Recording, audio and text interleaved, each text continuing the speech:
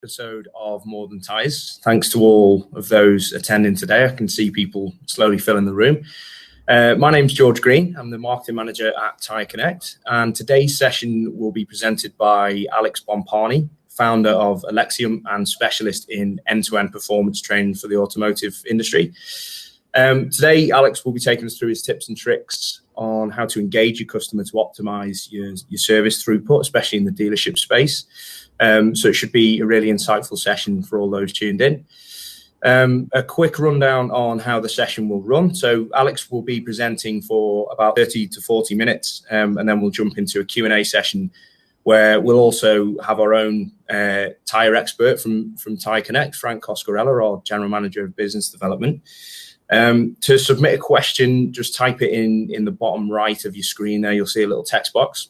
And then hit submit, and then when we get to that point, I'll just post the questions as we go. Okay, so over to you, Alex. If you can just provide a little bit of background on yourself, and we'll dive straight in, because I know we've got a lot of content to get through. Well, thanks for the introduction there, George. You know, I've been in the automotive industry since 2003, from sales all the way into leadership roles, and ran and obviously looked after many dealerships throughout my time, but.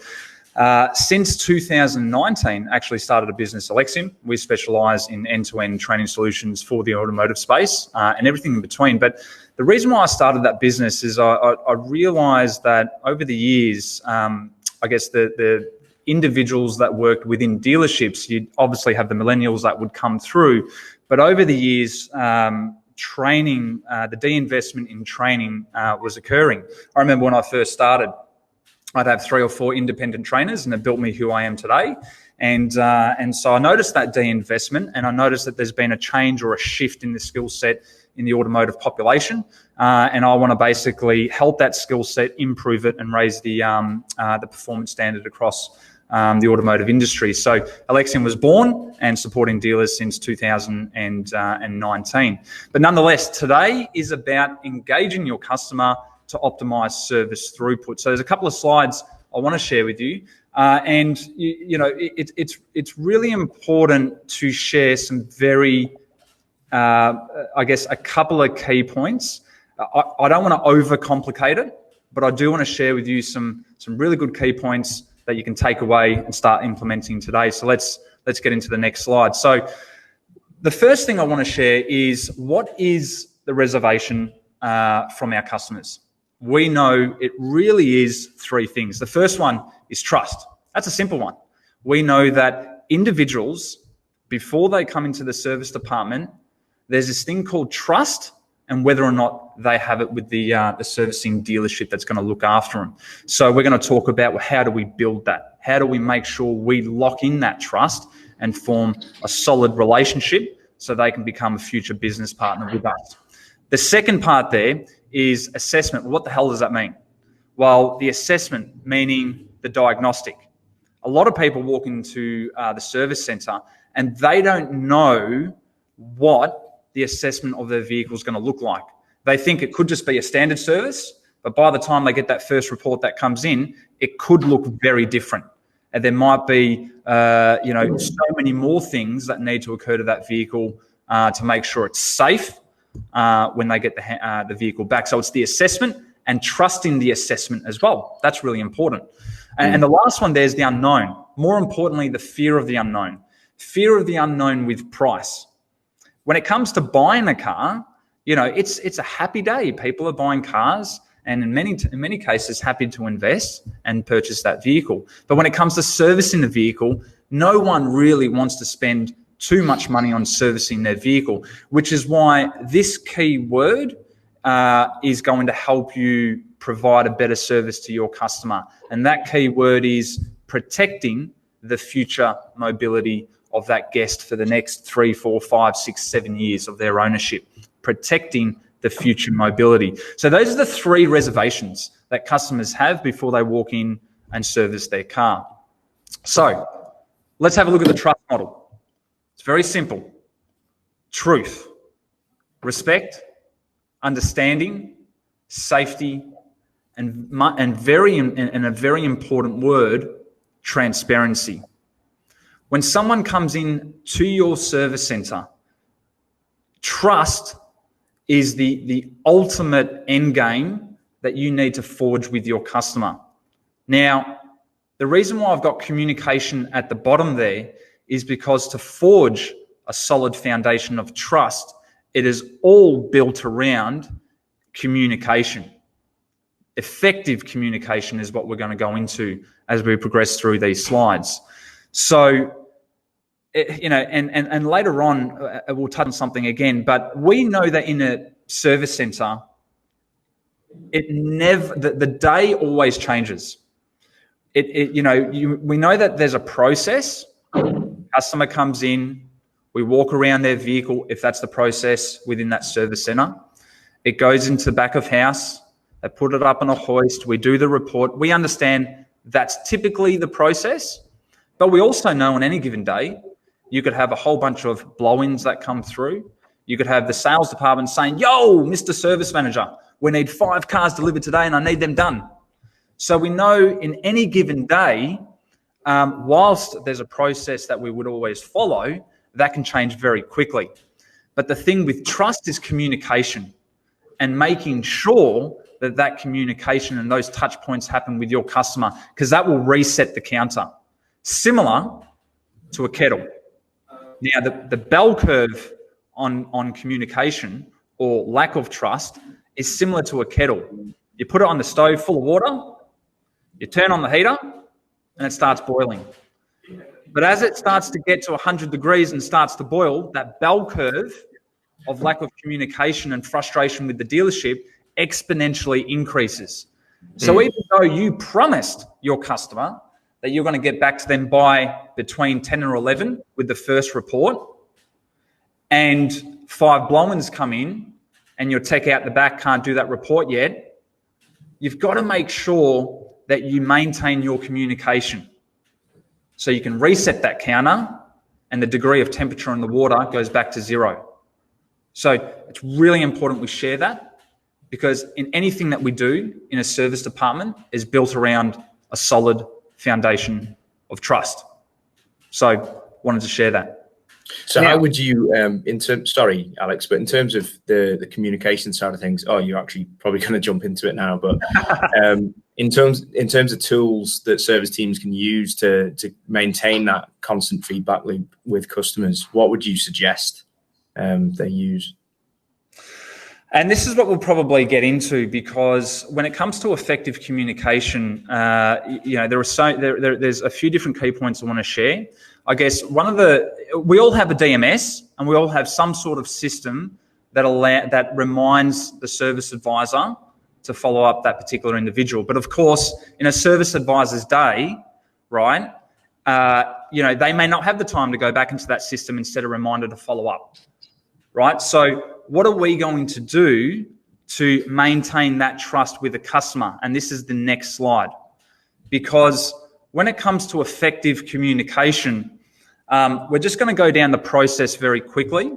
You'll find the first arrow there is informing your customer of the next steps. So the argument here, and I'll go into a personal story shortly, but the argument here is that many customers may not be completely aware of what your dealership, the process within your dealership. They may understand that the car is booked for a service, they drop off the vehicle, they get a call to tell them how good their car is or potentially work that needs to be carried out, car gets fixed, job done. But is that the process? So you want to make sure you inform your customer the next steps, and I'm going to give you a best practice way to do that. So when we talk about effective communication, maintaining trust, it's okay to tell your customer that by the time I come back to you with the first report of your vehicle, it should be sometime between 10 and 11, but sometimes on any given day, we do have a couple of cars that arrive that we weren't aware about. So it may happen after 12 o'clock, or it may happen shortly thereafter. But I promise you, I will give you a call. Letting that customer know that potentially you may not be able to contact them within a certain time frame just reaffirms I guess, the service that you're going to provide them, but maintains that level of trust should you not contact them within a certain time frame, right? But if you did say that you will contact them shortly thereafter, even if you don't have any more information, just give them a call and let them know. Because there's this thing called molehill to mountain. The less you contact, the more that molehill will migrate to mountain, and you don't want it to be a mountain. We've all seen them. I've seen them, and everyone on here has seen them. We don't want it to be a mountain. So the process is inform them of the next steps. Now, whether it's on the telephone or whether it's in person, you're always letting your guest, customer, or client understand what the next part in the process is. So that's number one. Number two, when it comes to effective communication, you've got to know what type of question, you've got to know what questions you're asking. That's important. But the second part to that is you've got to understand the answer or the response from that question. So how do you interpret it? I'm going to give you an example a couple of slides later on what I mean by that. So know what question to ask, right? How do you interpret the response? And then what do you intend to do with that information from that point forward? So that's the process with which you want to always be making sure that you're following with communicating to your guest.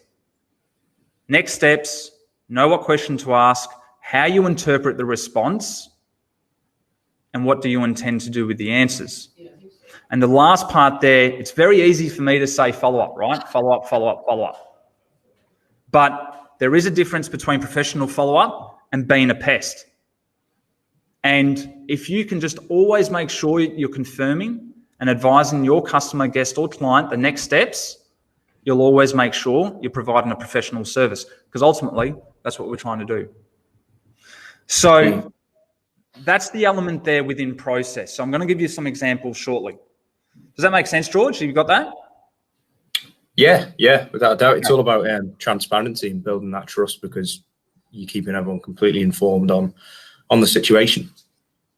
And obviously there are some things that we've got to we can't completely let the customer know, whether or not it's internal communications with trying to claim a warranty and X, Y, Z. I get that. But when it comes to customer on just coming in for a general service, we always want to make sure we maintain that.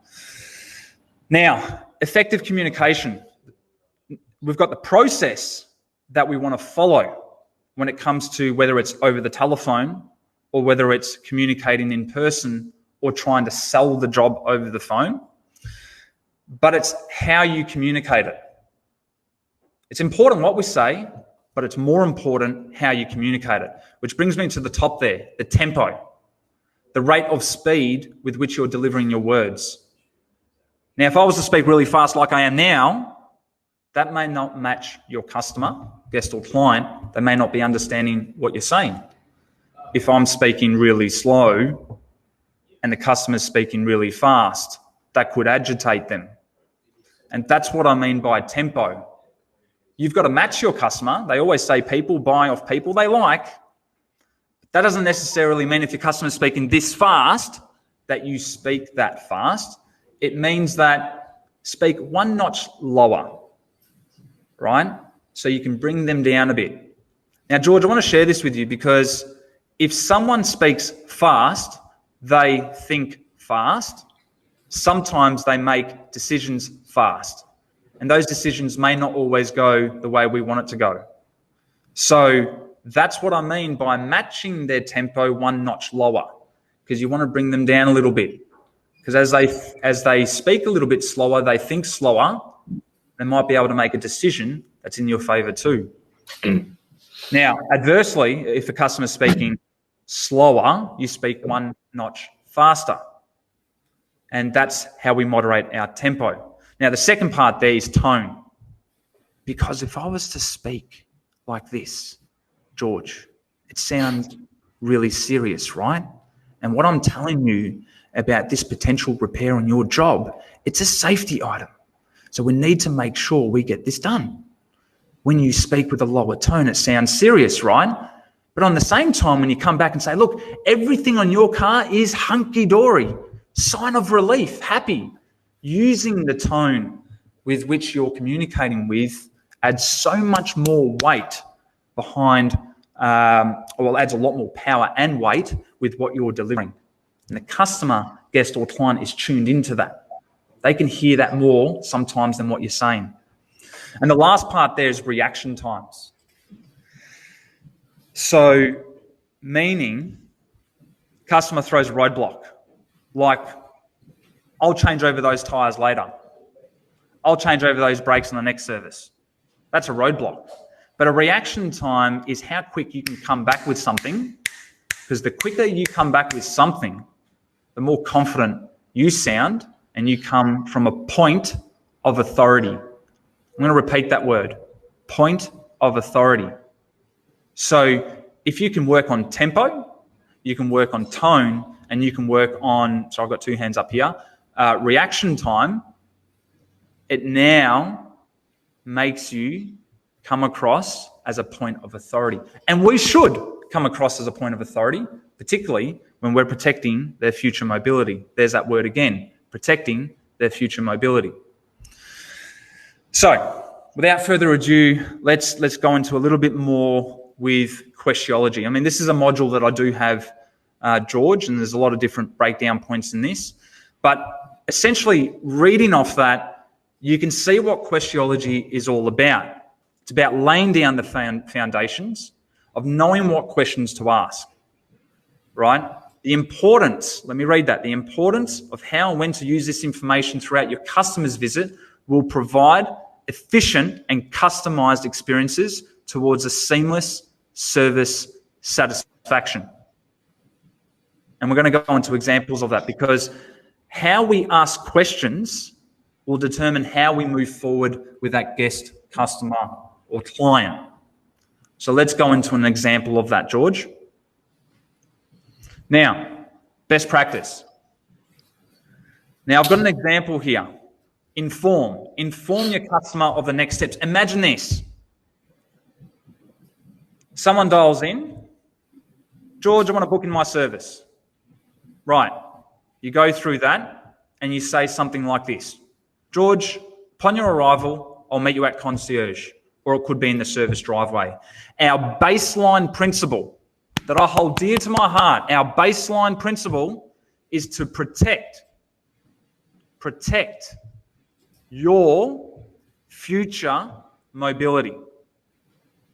Now, here's the inclusion words, which is why we, inclusion words, always take 5 minutes so that we can assess your vehicle together. Now, why is that a really important step? Because when your guest, customer, or client comes in, they know that step. They know that you're going to spend 5 minutes to protect their future mobility. Now you can walk around the vehicle and ask them a series of questions to determine if the driving mechanics or behaviour of their vehicle has changed since their last visit. And there's really 3 areas we want to focus on with a guest, customer, or client, which is safety, technology, and the integrity of their vehicle. But that customer now knows the step when they walk in. So it's not like, here's the keys, got to go, see you later. We want that customer to spend 5 minutes with us, because the hidden gems of information that we get will now help us better serve that customer, because we can tell the mechanic, by the way, look out for these 3, 4, 5, 6 different areas when you pop it up on the hoist. Really important. Really important. So if there's one key point I can say that you've got to master, is set the next step with your guest, customer, or client. Now, know why you're asking a specific question. So, for example, with this one here, you can see it. So I'm walking around the vehicle. George, thank you so much for coming through today. As I mentioned on the phone earlier, we're going to take 5 minutes. I'm going to have a quick walk around so we can protect your future mobility. Keep using protecting future mobility throughout the whole partnership with that guest. I'm not saying transaction. I'm not saying anything like that. I'm saying partnership, because it's a business partnership with that customer, guest, or client. So I've said it on the phone. Now I'm saying it in person. Protect your future mobility. If you use these words and you use them throughout, particularly if you're trying to sell them tyres afterwards, or you're trying to sell them brakes or X, Y, Z, protecting their future mobility helps you later on. So there are three important areas, George, that we focus on when assessing your vehicle. They are safety, technology, and integrity. Integrity being, I guess, the physical attributes of the vehicle. Has anything changed? Has anything changed from your last visit to now, even if it is barely noticeable? Now, if I'm to ask a guest, customer, or client, has anything changed since your last visit, and I add in the words, even if it's barely noticeable, it really gets them thinking. Even if it's barely noticeable, George, really have a think. Because when a customer, guest, or client wants to come in, pay the $189 manufacturer service fee, and drive away. We know that. They don't want to pay anything more, and they hope nothing else is wrong with their car. They hope that. But really have a think about, has anything changed, even if it's barely noticeable? And you might just be surprised. I remember I was using this when I had to fill in, when I was working in my dealership previously a couple of years back. Service manager went away, I had to fill into the role, and I started using some of this language. And it's incredible, some of the hidden gems of information that you get. So that's important, because it gets them thinking about something that's going to get picked up on the report. Now, George, customer says, like they always do most of the time, everything is fine. Everything's fine. Because they don't want to spend any more money. Everything's fine. Now, George, if I was to ask you, you're my friend now, right? And I say, George, how are you feeling today? And you answer, I'm fine. What does that mean? Fine, the word, I'm fine. Fine to me means you're not hunky-dory, you're not feeling amazing, something's wrong. So it's about listening to the words, actively listening to the words. And if someone was to say everything's fine, maybe it's just fine and they don't really want to talk about something that may have varied because they don't see it as an issue. So that's really important. Listen to the words. So for example, in this situation, customer says to me, everything's fine. And then what I might do is throw up a follow-up question. So this is how I would do it, George. So you've said everything's fine. So to confirm, from your last visit, percentage-wise, how is your vehicle driving by comparison? 50%, 75%, or 100%? Now I've given them three options, right? Imagine if you turn around and said 75% now. I've now validated that it's not fine. Even though you told me it's fine, it's not fine. Oh, okay. Well, what's happened to the 25%? Tell me about the 25%. So that's really important. Now, this is sales, right? But the argument here is that if you're to tell me what is the difference between a salesperson or a service advisor, I would say the difference is zero. Both roles involve communication, and with communication comes talking about a product or a service that you're providing. So really the roles are interlinked. And this is where I'm going to effective communication. Now, the last part here I want to talk about, George, is intent. What do you intend to do with that piece of information? Like I just said, fine doesn't necessarily mean fine. Everything's okay. The follow-up question is, well, tell me about the 25%.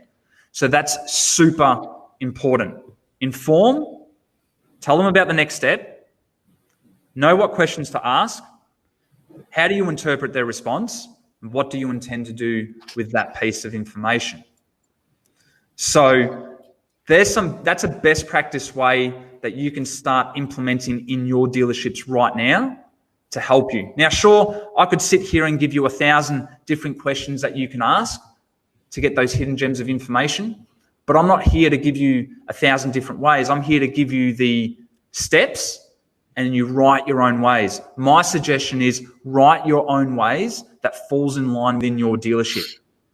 I suppose the important thing is being able to loop it back to the higher order motives of the client, guest, customer.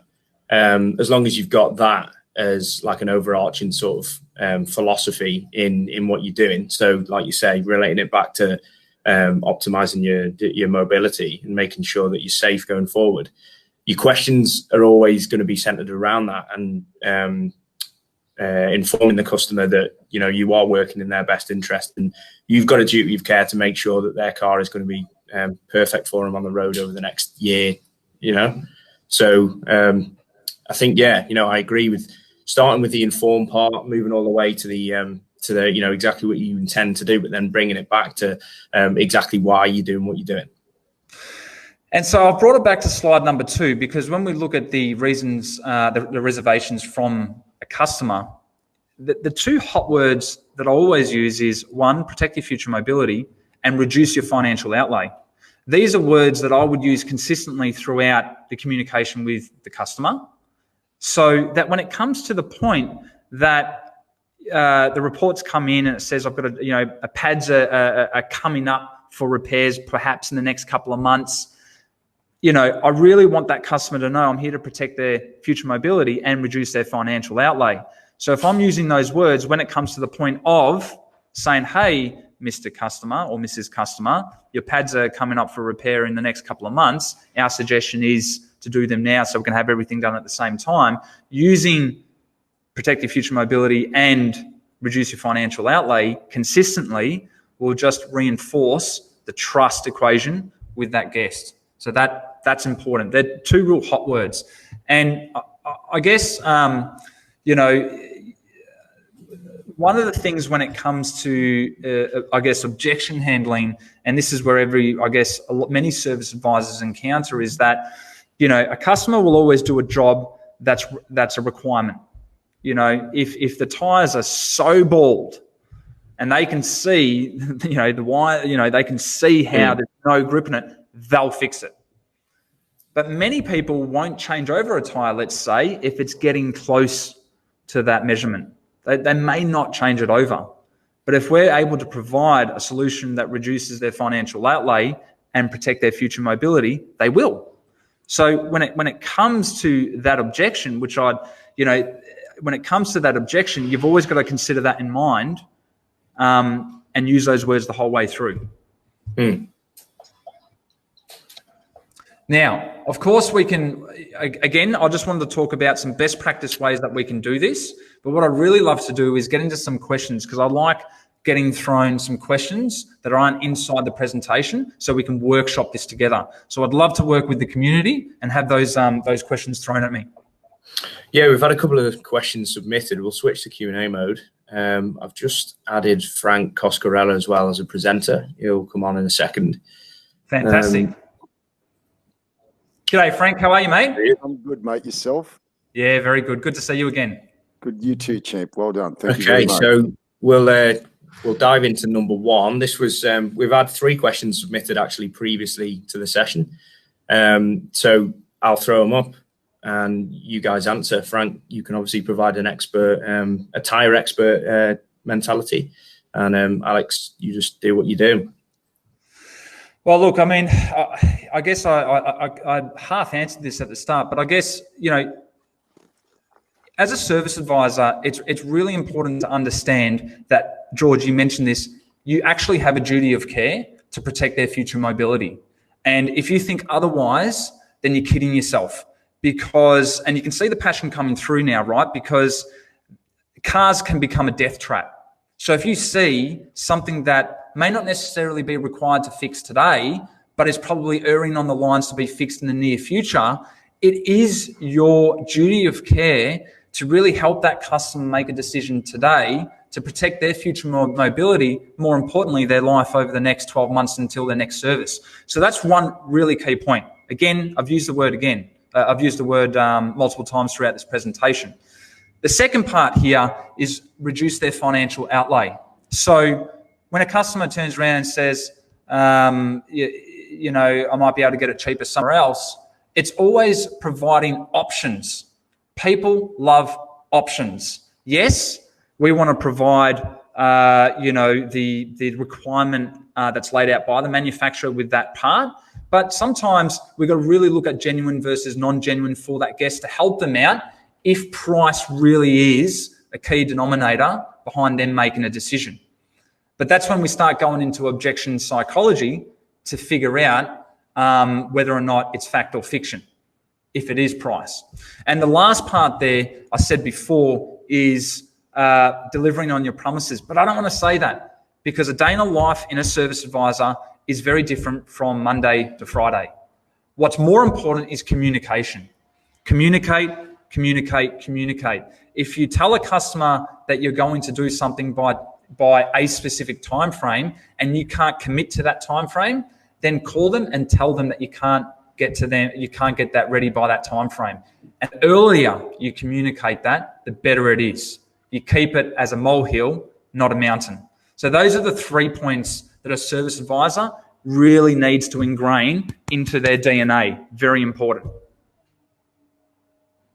Can I add one thing here, Alex, in relation to a service advisor's needs when it comes to tyres? Because obviously this is not just a situation whereby it is more than tyres, but for us it's also understanding how we view the service advisor's duty of care, as you say, towards tyres. I think that what's important here from what we've learnt and what we've seen is their ability to have a process in place that through driveway service, as you know, and where you're previously from, there's a very strong focus on a vehicle being brought into a driveway service. Furthermore, the service advisor goes to check the vehicle in. There seems to be this disconnect between the time, that the client's going to wait, in comparison for me, where they can actually have a process in place that they can physically inspect the tyre whilst the client's there. And then it comes back to the T at the end of trust, which is transparency with the client itself, being able to present the tyre, show the tyre, and then potentially sell the tyre to the client right there and then, which in my opinion is something that I think all dealerships who have driveway service have really got to adopt in their process, which enables them to have the right approach to becoming that one-stop automotive shop that the dealerships are looking to do, and also a greater focus on retention. I agree. There's a dealership in Brighton at the moment, and I won't mention which brand it is, but they actually implemented this back in 2016. The technician, they used a program. There was obviously a program they subscribed to, but there are many free software systems that you can actually use and you don't need to pay for them. It's amazing how many free softwares there are. But essentially, the technician would actually do the walk around. So the vehicle goes up on the hoist. Technician does a walk around, starts looking at the tyres, the measurement of those tyres, starts looking at the shock absorbers, the springs and whatnot, if there's oil leaks, and starts doing a walk around the vehicle and providing suggestions. That video is then sent as a link to the customer prior to the phone call from the service advisor. Now that's I guess that's best practice, because the customer's now received it visually. The service advisor now calls up and provides the suggestion of work that needs to be carried out. Now that was already happening within this particular dealership in 2016, and I know it was happening because I'm the one that received that video, and I just thought it was amazing. It was for my wife's car at the time. So that's best in class. That's already been happening a couple of years ago. So dealers need to be adopting that sort of technology. Now, the argument is, technicians may not necessarily be camera happy and may not necessarily use maybe the right wording on the camera, but certainly a service advisor can do that and spend a minute to walk around and send that to the customer. So 100% agree with that, Frank. I think we're seeing a lot more of this now being introduced, and in particular through some of the major OEMs with video being sent to the client to obviously because I think it's a question of transparency now, because perception is a reality as far as I'm concerned, and the dealerships do have and have had and they've been battered about, how truthful they are in when they are reporting, as you pointed out, to a dealer, to a client regarding what's required.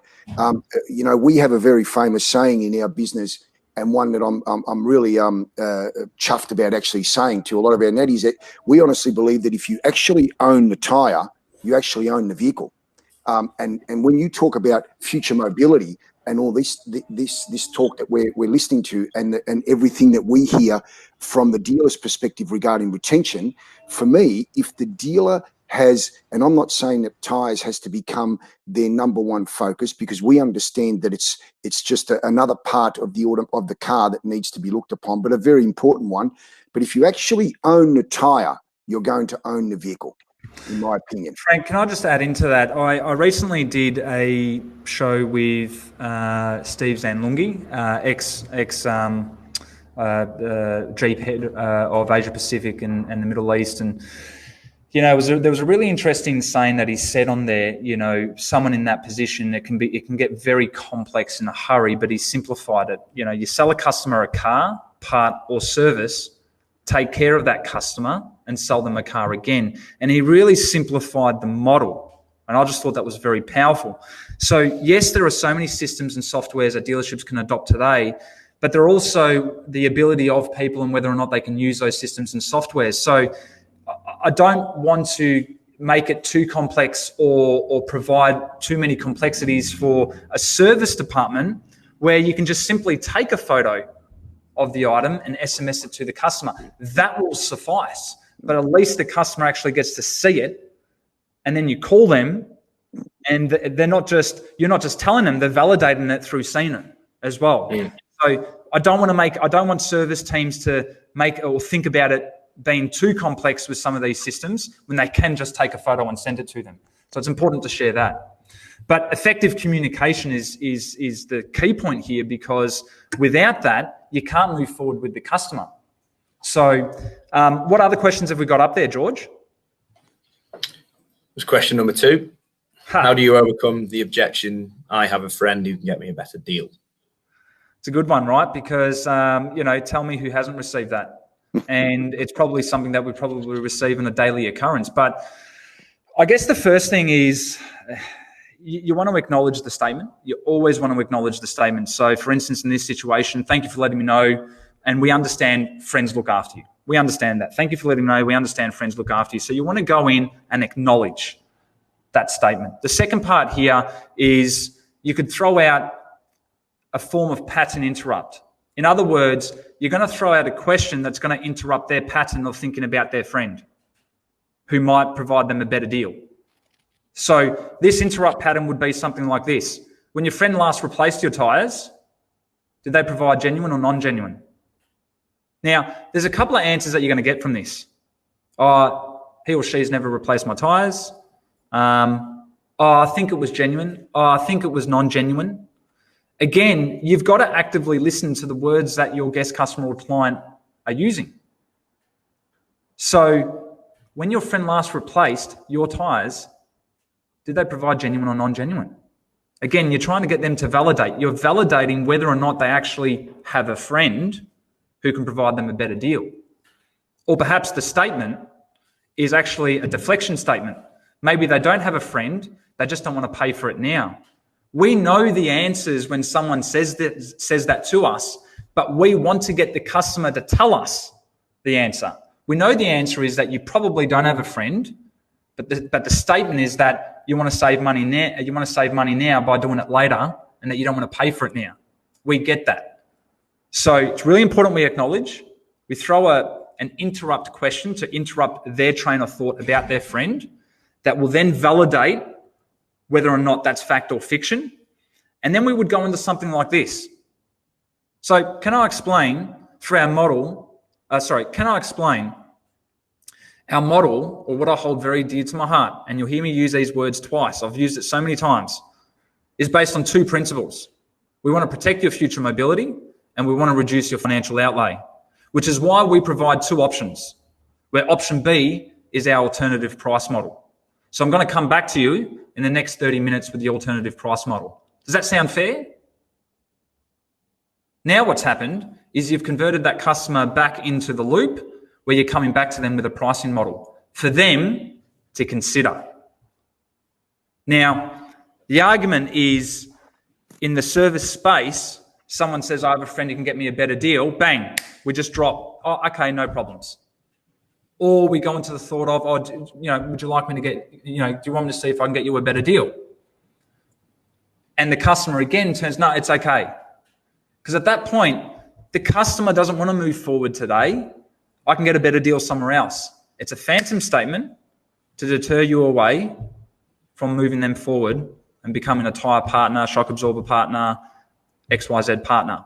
So acknowledge the statement, interrupt with a question, and then provide a solution. Really important. Which leads us on to the third question, actually. How do you overcome the objection, I'll just do it later?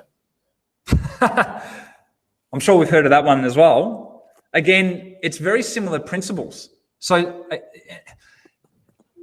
what I train isn't giving people, I don't like giving the answers. I like giving the method.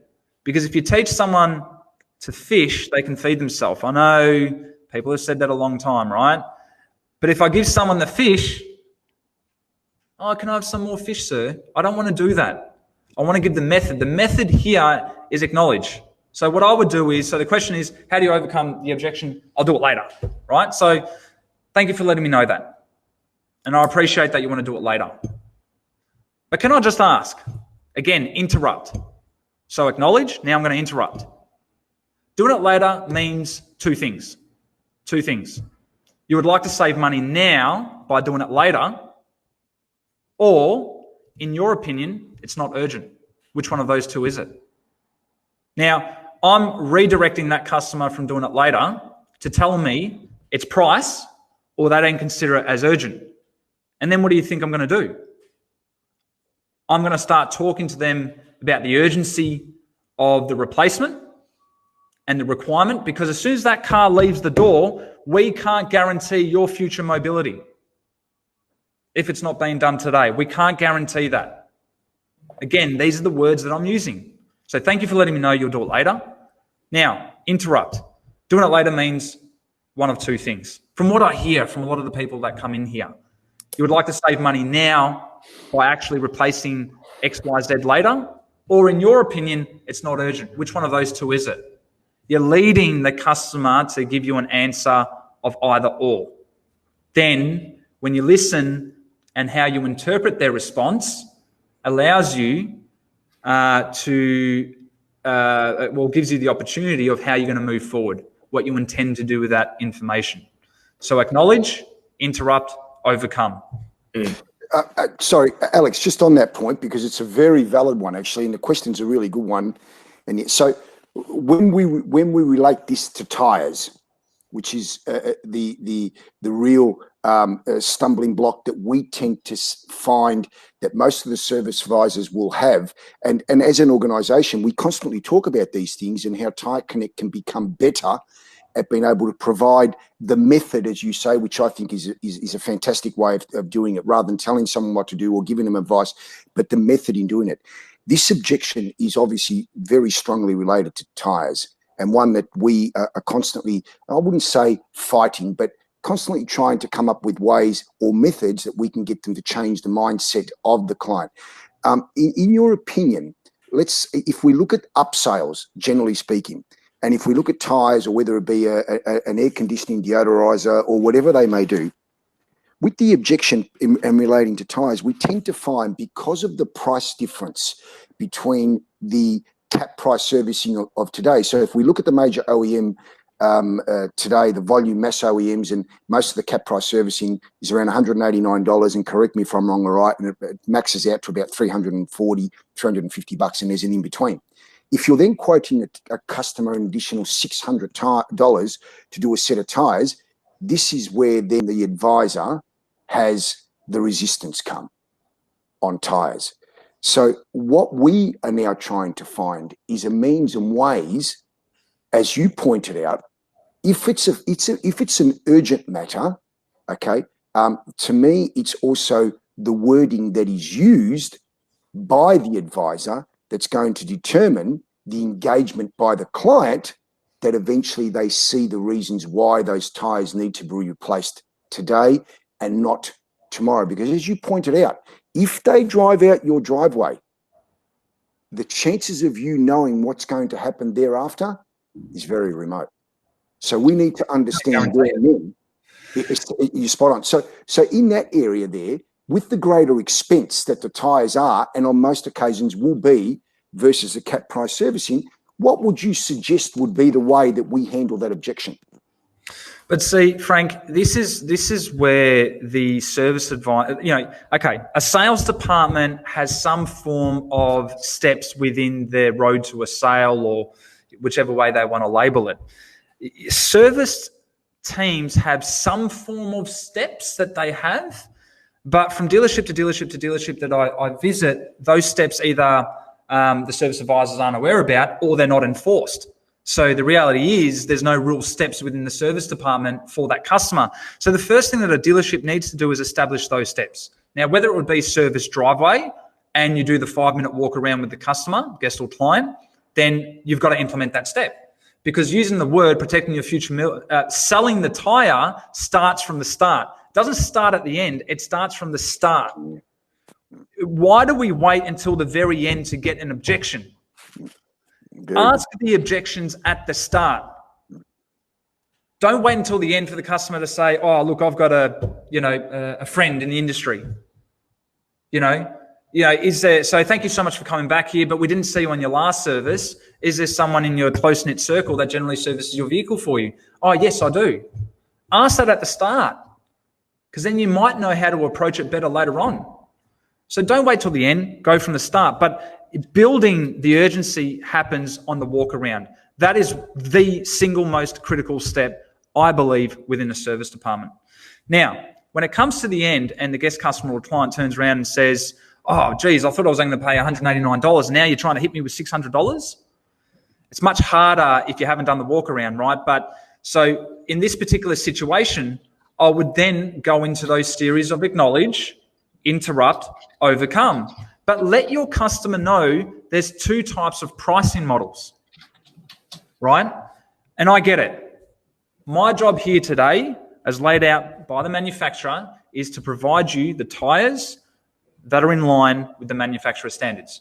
But there's 2 types of pricing models. We have an alternative price point, which is option B, or option A, which is what I'm providing you now. So what I'm going to do, rather than waiting for the guest customer or client to say, "Nah, don't worry about it, I'll go see my mate," you leapfrog that section for the customer to re-object.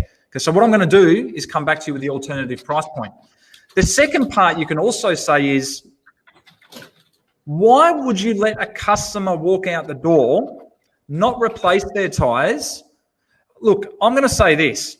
When I had a used car department, the used car would pass roadworthy. The tyres would pass roadworthy.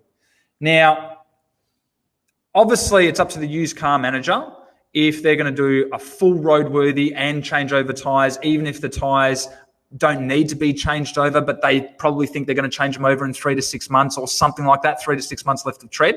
So it's really up to the used car manager what they do. But we know that if a customer drives out the door and the tread is nearing the measurement line, the grip line, why would you let a customer walk out the door to inconvenience them to come back in 2 months later and replace those tyres? Why don't or not have them replace them at all with you? Because we can't protect or guarantee their future mobility, right? Again, we're using that word. So why not say to your customer, we have collective pricing or individual pricing. Collective pricing is a subvented price that we can provide you today, and that's our strong recommendation. Or we provide you an individual price that we feel that you're going to come back inevitably in the next 2 months. Which way would you like to go? $700 or $550? And that I suppose on top of that as well, there's buy now, pay later vendors, open pay, after pay, zip pay. That I suppose would be part of your alternative price point, which would be option B. Or option C, yeah, definitely. And there is some dealerships that I know that are providing afterpay, which is a great way, that will immediately overcome those objections, because people just don't want to fork out $600 for tyres straight away if they want to use that money for the weekend to go away with it because they've got something planned. I didn't think They needed to replace tyres.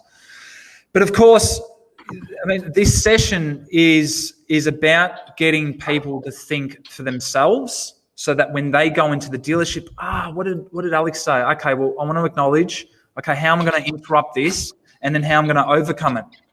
You know, and obviously these slides that I've got there, George, hopefully you send them out, because what best practice is, right? What best practice, and I've seen some really good service advisors do this, is write down every single objection they get. Yeah, very good.